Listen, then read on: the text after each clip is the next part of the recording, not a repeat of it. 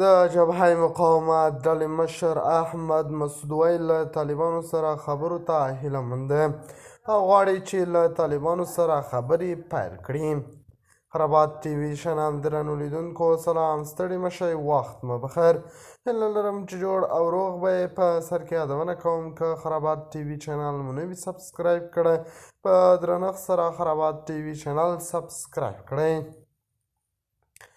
د طالبانو د مخالفې وسله والې ډلې مشر احمد مسعودوی هیله مند دی چې له طالبانو سره په سوله ییزه خبرې وکړي، خو نوموړی په عین حال کې خبرداری ورکوي چې که نه شوه د وسلوال جګړې ته هم چمتو دی.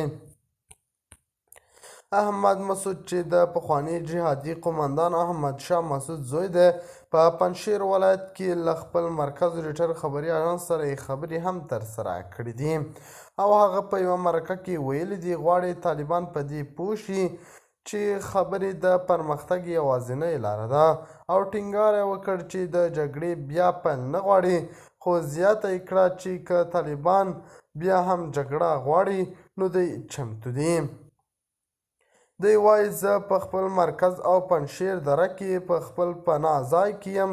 د پنجشیر خلک خوار زیات متحد دي او غواړي چې د هر زار استبدادي رژیم پر وړاندې دفاع مقاومت جګړه وکړي.